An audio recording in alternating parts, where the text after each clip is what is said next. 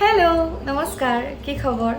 আশা কৰিছো সকলোৰে ভালে আৰু আজিৰ ভিডিঅ'টোলৈ স্বাগতম জনাইছো আজি মই ভাবিছো ব্লগ বনোৱাৰ ঠাই আপোনালোকৰ প্ৰশ্নবিলাকৰ উত্তৰ দিওঁ খালি একে জেগাতে বহি নিদিও কাৰণ অলপ বৰিং হৈ যায় ভিডিঅ'টো চাবলৈ সেই কাৰণে দেখাম মই কি কি কৰিছো আৰু লগতে আপোনালোকৰ প্ৰশ্নবিলাকৰ উত্তৰ দিম তাৰ আগতে বাহিৰত কি ধুনীয়া বৰষুণ দি আছে সেইখিনি দেখাই লওঁ ৰ'ব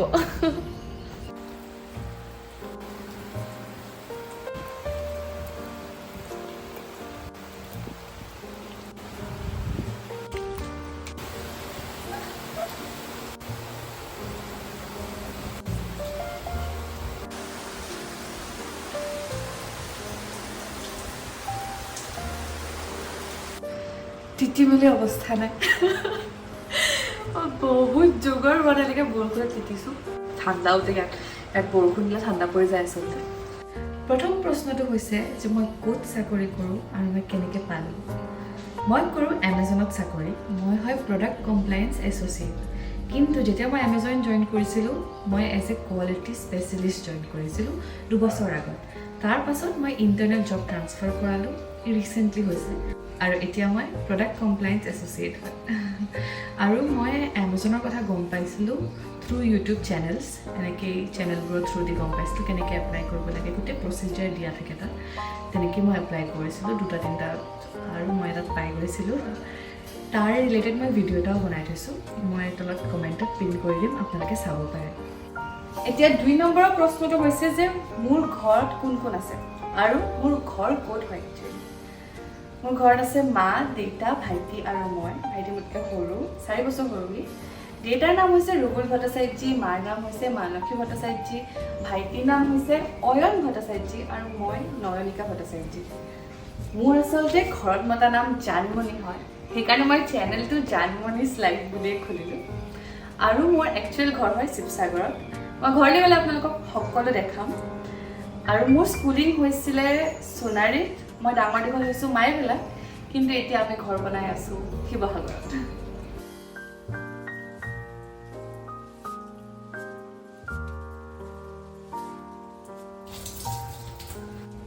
এতিয়া 3 নম্বৰ সোধা প্ৰশ্নটো হৈছে যে মোৰ বয়স কিমান এতিয়া জানেইচোন ছোৱালী মানুহক বয়সৰ কথা সুধিব নাপায় কাৰণ কোনো ছোৱালীয়ে বয়সৰ কথা কৈ ভাল নাপায় কিন্তু মই এটা কথা ক'ব পাৰিম যে মই মেট্ৰিক পাছ কৰিছোঁ 2013 চনত এটা আপোনালোকে গেছ কৰক যে মোৰ বয়স কিমান গম পাইছে চাগে বুঢ়ী হৈছোঁ মই আজিকালি মোৰ বাৰ্থডেজো ভাল নালাগে সৰুতে যোনটো এক্সাইটমেণ্ট আছিলে ন বাৰ্থডে আহিলে আজিকালি লাগে যে ডাঙৰ হৈ গৈ আছোঁ লাভ নাই আৰু কিন্তু গেছ কৰি গম পাইছে চাগে আৰু মই কৈ নিদিওঁ খালি একজেক্টলি এতিয়া আপোনালোকে সোধা 4 নম্বৰ প্ৰশ্নটো হৈছে যে মই চেলেৰি কিমান পাওঁ চ' চেলেৰিটোৰ বিষয়ে একচুৱেলি মানুহে ক'বলৈ ইমান পচন্দ নকৰে কাৰণ এইটো এটা কনফিডেঞ্চিয়েল বস্তু হয় যে আমিও যোনটো চেলেৰি পাওঁ ন আমাক HR আগতে কৈ থৈ দিয়ে যে এইটো বেলেগৰ লগত শ্বেয়াৰ নকৰিব এইবোৰ কনফিডেঞ্চিয়েল মানে বস্তু হয় আপোনাৰ মানে মই প্ৰব্লেম ফেচ কৰিব পাৰোঁ কনচিকুৱেঞ্চেছ ফেচ কৰিব পাৰোঁ ইন কেছ যদি মই কাৰোবাৰ লগত শ্বেয়াৰ কৰোঁ আৰু সেইটো HRৰ কাণত পৰে চ' সেইকাৰণে সেইখিনি বস্তু একজেক্টলি ক'ব নোৱাৰিম কিন্তু আপোনাক থুলমূলকৈ আইডিয়া এটা দিম যে আপোনাৰ এক্সপিৰিয়েঞ্চ কিমান নে আপুনি ফ্ৰেছাৰ হয় তাৰ ওপৰত আপোনাৰ চেলেৰিটো ডিপেণ্ড কৰিব আৰু আপুনি কোনটো ৰোলৰ কাৰণে এপ্লাই কৰিছে সেইটোৰ ওপৰত ডিপেণ্ড কৰিব মানে এমাজনত এতিয়া বহুত বেলেগ বেলেগ ৰোলছ আছে চ' কিছুমান ৰোলৰ কাৰণে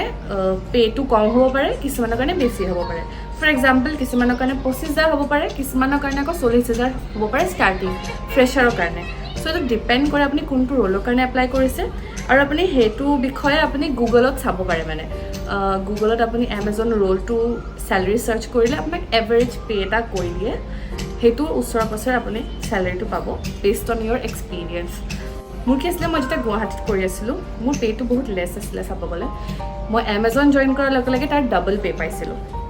কিন্তু হায়দৰাবাদ নিচিনা জেগাডোখৰত চলিবৰ কাৰণে মানে সেইটো পইচাও কমে পৰে বুলি ক'ব পাৰি গুৱাহাটীত যোনটো পাই আছিলে সেইটো ধুনীয়াকৈ চলিব পাৰি গুৱাহাটীত হায়দৰাবাদত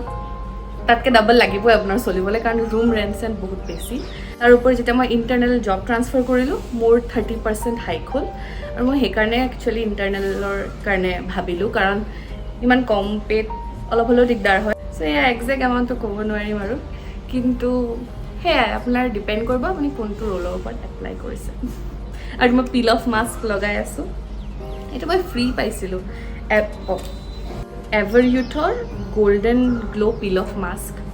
এইটো নাজানো পেকেটটো মই এতিয়া দেখিলোঁ কিবা এটা লগত ফ্ৰী আহিছিলে সেই বোলে লগাই লওঁ স্কিন কেয়াৰ কৰোঁ শনিবাৰ